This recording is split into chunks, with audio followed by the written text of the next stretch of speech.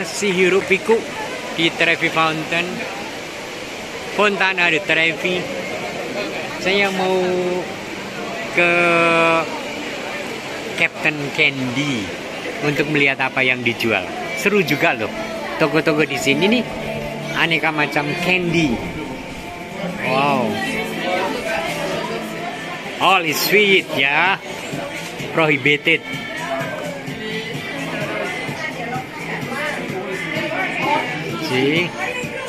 Pengunjungnya rame banget dengan candy-candy.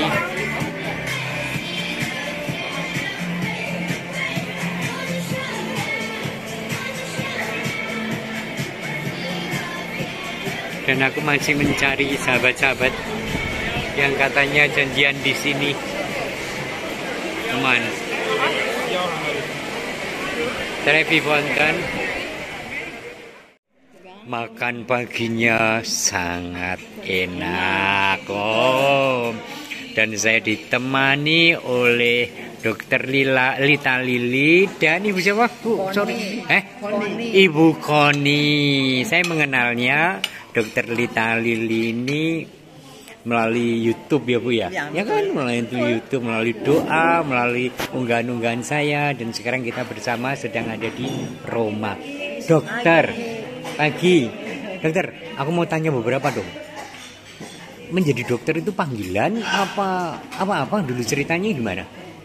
Kayaknya benar-benar saya mah panggilan, Romo. Oh, seperti apa? Karena saya tidak mau dari mula jadi dokter. Saya mau jadi insinyur. Oke, menarik. Masuk elektro. Terus sudah masuk elektro? Belum, daftar nggak ada diterima semua. Oke.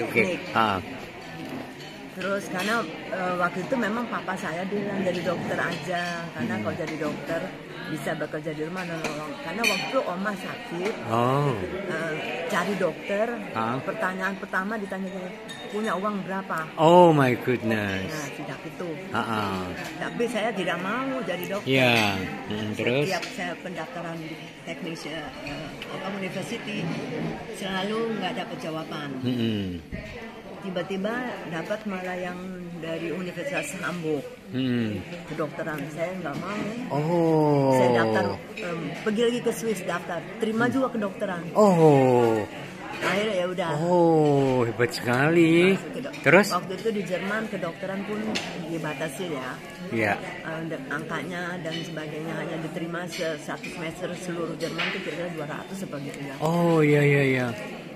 Kemudian ya udah saya masuk ke kedokteran. Sudah selesai dapat izin, waktu itu mesti dapat. Iya betul. Izin itu dari Depkes. Jadi menurut kebutuhan berapa yang dibutuhkan dokter spesialis di Indonesia. Saya dapat izin untuk dokter anak. Begitu juga mendaftar di mana-mana pendidikan spesialis anak nggak dapat selalu. Akhirnya saya ngambil bedah deh, ya. Karena prof waktu itu sayang sama saya dikasih. Kamu untuk kesempatan saya buat cari tempat. Saya ada ini anak yang masuk wajib militer, jadi 6 bulan. Nanti kalau dia balik saya harus menempatkan dia lagi. Tiba-tiba saya udah 6 bulan di bedah. Dia mengatakan beliau ini, Prof, kamu tuh dapat loh option, temanku minta. Saya bilang ini ambil aja anak ini. Akhirnya saya masuk option. Apa itu? Spesial option? Spesial kandungan. Ya sudah, dari situ ya saya jadi spesialis kandungan. Katanya susah yang lulusan luar negeri untuk bisa di sini. Waktu itu saya pulang, saya udah mengerti kalau pulang ke Indonesia pasti saya kesulitan. Sulit mendapat tempat kerja, dan karena peraturan dari luar negeri selalu dianggapnya selalu. Akhirnya dapat adaptasi dulu. Adaptasi Surabaya 1 tahun. Tadi 6 bulan diperpanjang setahun. Ya kan? Nah, terus ditugaskan lagi ke Kupang. PKS. Berapa lama di Kupang? Harusnya 2 tahun, tapi karena itu orang lengah ditulisnya setahun ya. Iya. Iya betul. Terus? Ya itu semua jalan Tuhan, Romo. Pas saya selesai, Pas rumah sakit Mitra Keluarga baru buka. Oke, tahun berapa itu? 88. 88. 988. Di mana? Jakarta. Ada beberapa kan? Oh, jangan di Jatinegara ya? Iya. Oke. Itu udah dari Kalbe. Nah, mereka nampung orang-orang dari Jerman. Oh. Karena 1985 memang tidak diizinkan lagi dokter-dokter spesialis bekerja di Jerman. Oh. Kita harus pulang semua. Oke. Jadi semua Romo ini jalannya Tuhan. Seperti apa Ibu melihat, dokter melihat bahwa ini jalannya Tuhan? Mana yang jalannya Tuhan? Ya, seperti apa yang saya mau, Tuhan gak memberi, tapi memberikannya yang lebih, yang menurut Tuhan lebih baik. Oke. Ibu sudah berapa tahun berarti jadi dokter atau praktek di Indonesia? Lulus dan satu kan adaptasi segala macam, jadi 1992 saya pulang dari Kupang, baru mulai bekerja di Premier sampai sekarang. 30 tahun lebih, 32 tahun. Oh, keren. Terus Ibu, pertanyaannya, Ibu tadi mengatakan, dokter mengatakan menjadi dokter itu panggilan. Ibu merasakan apa sih?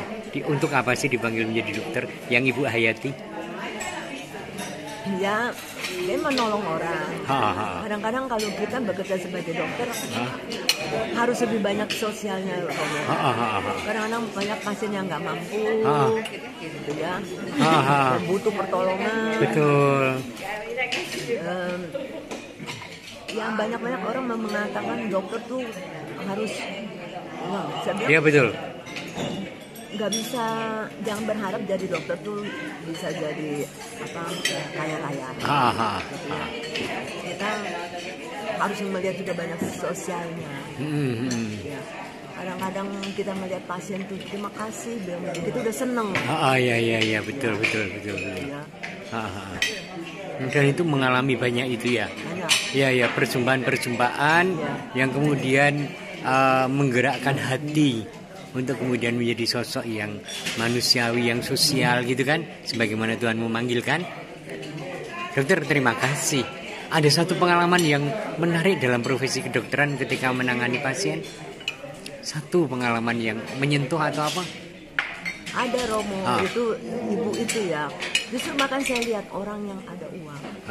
Kadang-kadang minta diskon dong dokter, apa ini orang ibu ini nggak punya uang, tapi dia nggak pernah ngomong, nggak pernah minta diskon. Saya bilang ibu ini nggak bisa, ini perjalanan sesudah menopause, kemungkinan ada sesuatu dari kita.